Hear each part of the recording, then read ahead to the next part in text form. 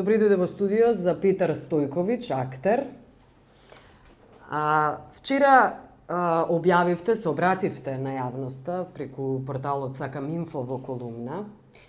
Кажавте, јас сум хомосексуалец, гласно, па што, и гласно протестирајќи за говорот на омраза, повикот за насилство, линчот, хајката кон ЛГБТ заедницата генерално, односно кон чувствителните малцински групи. Така, најпрво добро ве најдов. Како што кажавте вчера, после 27 години, решив дека е време да се обратам на јавноста, бидејќи долго постоеше шушкање, прозивки од страна на одредени, да ги наречам, медиумски личности, кои што имаат своји авторски емисии, па така да ги скратам нивните маки, воедно да го нормализирам користењето на овие термини како што се педери, лесбачи, транџи, кои што истите ги третира како навредувачки и да ги ставам конечно во нормален контекст и нивното користење повеќе да не представува дискриминација, туку нешто што е реално, нормално и присутно помеѓу нас. Денеска имаше пресконференција, специјален представник на Обединетите нации за медиуми Франк Лару нотираше, меѓу кои дека бил вознемирен од тврдењата во врска со изјавите дадени од високи јавни функционери во Македонија, кои отворено ги засилуваат дискриминаторските стереотипи против ЛГБТ заедницата. Имате ли порека кон власта? Овие изјави мора да престанат, бидејќи истите потикнуваат, шират и промовираат говор на омраза, кој дополнително ги засилува оние предрасуди, ги претвара во стереотипи, за да подоцна истите бидат, тоест постанат дискриминаторски норми по кои што ќе постапуваат и државната администрација и останатите, значи, и може луѓе да еруптираат во насилство. Токму така, неретко, значи, истите еруптираат и во насилство, и тоа било да е на улица или на некои јавни настани, каде што се вклучени и ЛГБТ заедницата.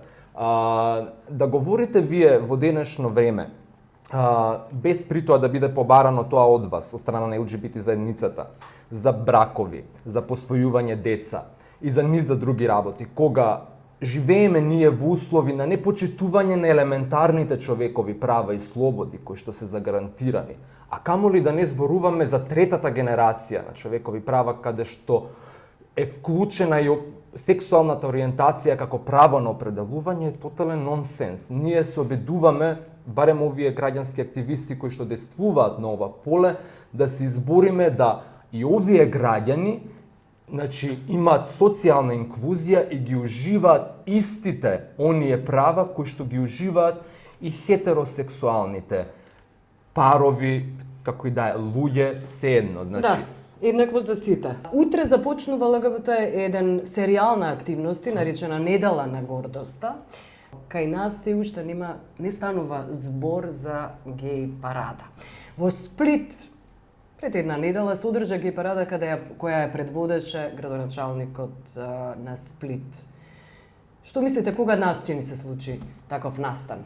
Неколку организации кои што се здружени започнуваат Недела на гордоста, која предвидува културни активности, дебати и слично, како би се подигнала свесноста за постоењето на оваа заедница и за проблемите со кои што се соочува ова ЛГБТ заедница тука.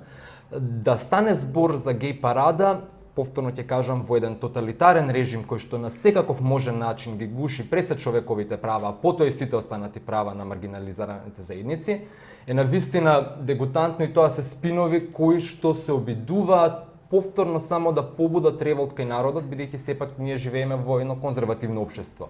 Секоја чест на сплиќани кои што излегоа со парада на гордоста. Меѓутоа, парада е вие кога веќе уживате одреден степен на права. Нам ни се попречува основното право на протест, значи, не само на ЛГБТ заедница, туку и на многу други неформални и формални движења во државата.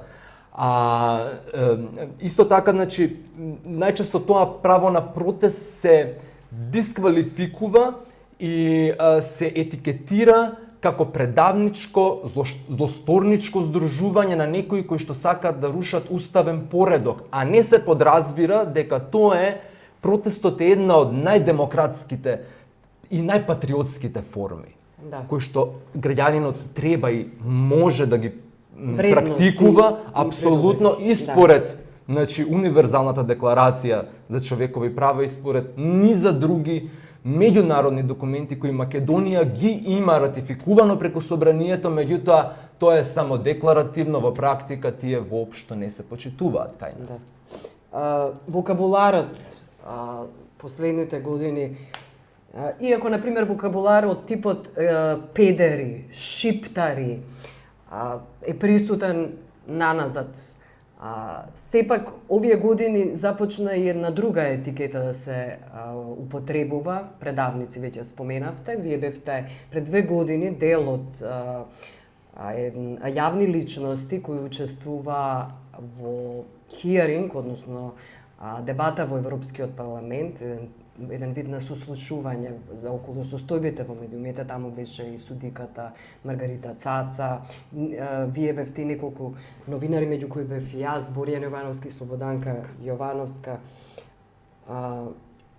Тогаш, после таа дебата, сите учесници беа ставени на столбот на срамот, линчувани, хајката не престанува до ден денес, напротив се засилува и денеска имаме нови предавници.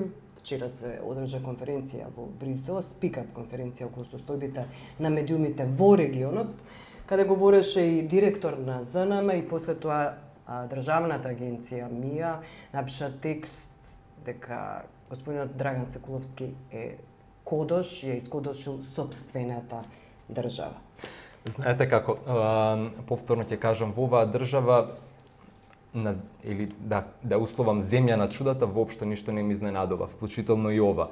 Како што напомена, тоа беше присутно и претходно и истата традиција продолжува и сега после овој настан, после таа конференција организирана од Подкомитетот за човекови права на Европскиот парламент, така што кога ќе видам кој се потпишува за тие текстови кои што ги прогласуваат новинарите како платеници, како предавници, кодоши, sejedno, ми станува јасно дека се работи за истите актери, можам и слободно да ги именувам, кои што за мене се партиски мегафони, полтрони, и навистина не сметам дека треба воопшто да им се дава на вредност, туку треба едноставно новинарите кои што совесно си ја работат својот позив, својата професија, да продолжат со известување реално и да ги занемарат овие, може да пратат евентуално демант.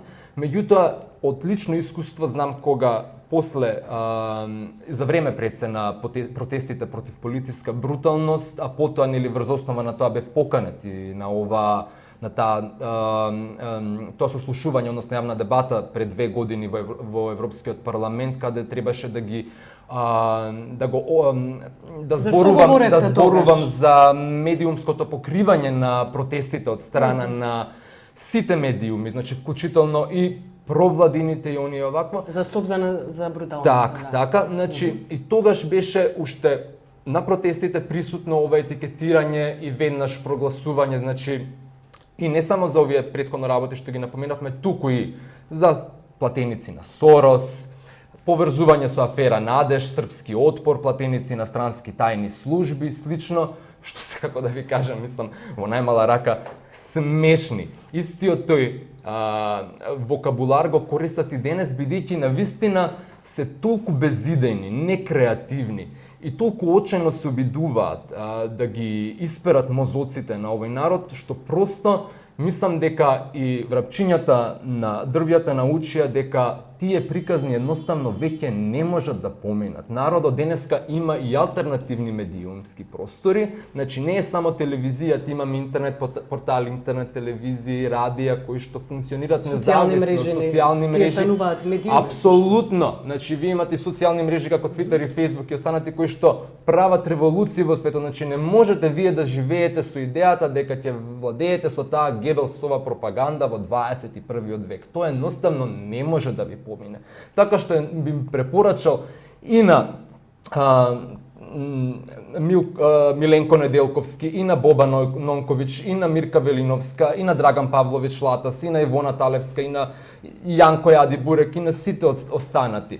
Да се погледнат во огледало и да се запрашаат дали на вистина вреди тоа што го прават и зашто го прават тоа и дали на вистина може да се носат со себе си, со тој срам понатаму во животот, брукајќи ја својата новинарска професија. Која што се коси, значи нивните постапки апсолутно морам да напоменам дека се косат со основните начела кои што се содржани во прирачникот за етика во новинарството. А истите тоа го прават под маската на новинарската професија и се декларираат како новинари, иако некои од нив воопшто немаат ни квалификации да бидат тоа. Лару, специјалниот представник на Обединените нации, денеска кажа, прашан за етикетирањето на критички новинари, рече дека тој доаѓа од Гватемала и добро му е познато како и таму, всушност, јавни личности и новинари кои се критички настроени кон власта, состојбите во општеството се исто така етикетирани на сличен начин, дека тоа е проверен рецепт и метод на секоја власт која се декларира само дека е демократска. Апсолутно. Тие методи, значи, ги гледам и на други места. На други места се дури пострашни. Вие во една Русија имате, јас само тоа го очекувам уште да ни се случи, да биде врвот, да се забрани јавно говорење за ЛГБТ правата или било што друго, што е за владеачката гарнитура, спротивно на нивните вредносни критериуми. Ние, ако го погледнете нашиот нацрт закон за медиуми, ние го имаме истото тоа. Значи, само во малку посуптилна, односно позавиена форма. Еве, некои само можам да ви наведам од тие фрапантни примери за мене, како што е став 3 од член 4, например, кој што предвидува ограничување на слободата на медиумите заради заштита на здравјето и моралот. Пазете вие, значи, тоа што е морал за власта, може би ќе биде нешто сосема спротивно за тој новинар, кој што може би се бави со истражувачко новинарство и со својот прилог, односно текст, евентуално ќе и наштети на власта, односно ќе открие некоја афера. Значи власта по дефолт може да рече, стоп, ова е спротивно на моралот, нашиот морал. Потоа имате вие формирање на агенција која што ќе биде буквално една медиумска полиција која што ќе одзема и дозволи, која што буквално ќе жари и пали. И не само тоа, најтрагичното е што вие сакате да го изрегулирате, тоест власта сака да го изрегулира интернет просторот, каде што значи предвидува дека мора да се направи регистрација на сите електронски публикации што објавуваат онлайн содржина независно од обем. Значи вие тука апсолутно ги ставате во ист кош евентуално и блогерите кои што користат слободен интернет простор или пак на некој начин се дефинираат како медиуми, да мора да се